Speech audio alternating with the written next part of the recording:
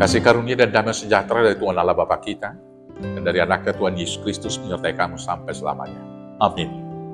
Selamat pagi saudaraku, mari kita memuliakan Tuhan dengan semua aktivitas kita dipandu firman Tuhan dari Matius 12 ayat 35. Tapi saya akan bacakan ayat 35 sampai ayat 37. Demikian firman Tuhan. Orang yang baik mengeluarkan hal-hal yang baik dari perbendaharaannya yang baik. Dan orang yang jahat mengeluarkan hal-hal yang jahat dari perbendaharaannya yang jahat. Tetapi aku berkata kepadamu, setiap kata sia-sia yang diucapkan orang harus dipertanggungjawabkannya pada hari penghakiman. Karena menurut ucapanmu engkau akan dibenarkan, dan menurut ucapanmu pula engkau akan dihukum. Demikianlah firman Tuhan. Bapak, Ibu, saudara-saudaraku yang terkasih, kembali saya akan bertanya kepada kita, apakah kita ini orang beragama? Jawabnya pasti iya. Apakah kita ini orang Kristen? Jawabnya iya. Apakah kita ini pengikut Kristus? Ya, karena kita Kristen. Kemudian, apakah kita orang beriman? Itu kembali kepada saudara beriman. Selanjutnya, apakah kita orang baik? Apakah kita orang baik?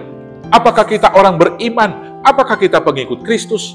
Jawabannya bukan sekedar retorika atau perkataan belaka. Tetapi firman Tuhan mengatakan di dalam ayat 33b dalam Matius 12 ini, sebab dari buahnya lah pohon dikenal. Kita dikenal orang baik atau orang jahat. Pengikut Kristus atau orang beriman adalah dari buahnya. Dari mana? Dari perkataan kita. Demikianlah kita, walau kita orang baik, pastilah kita mengeluarkan hal-hal yang baik dari perbendaharaan kita, dari hati kita. Sebaliknya orang jahat juga demikian. Dia akan mengeluarkan hal-hal yang jahat dari perbendaharaannya. Maka karena itu, karena perkataan itu keluar dari hati, yang pertama dalam kehidupan sekarang ini, mari kita menjaga hati kita, supaya hati kita bersih dan kudus. Dalam Amsal 4 ayat 23 dikatakan di sana, jagalah hatimu dengan seksama, sebab dari sanalah mengalir air kehidupan. Hati kita hendaknya dikuasai oleh Roh Kudus. Maka hati yang dikuasai oleh Roh Kudus, perkataan yang keluar dari sana adalah perkataan kebenaran, bukan kebohongan. Hati yang dikuasai oleh Roh Kudus, perkataan yang keluar dari sana adalah ucapan syukur, bukan sungut-sungut.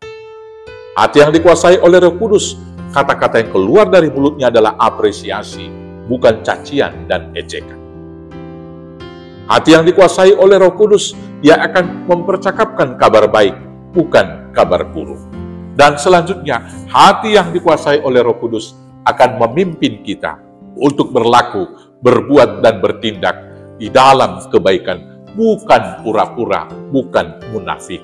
Karena itu, saudara-saudaraku yang terkasih, marilah kita memperkatakan hal yang baik, supaya menurut itu kita dihukum dan diadili, sehingga dalam perkataan-perkataan yang baik, kita mendapat berkat Tuhan. Tuhan Yesus memberkati. Amin. Kita bersatu dalam doa.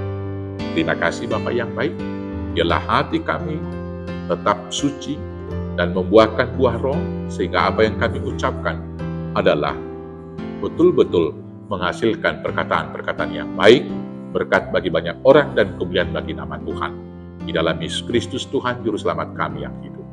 Amin. Selamat beraktivitas, Tuhan Yesus memberkati. Horas, horas, horas.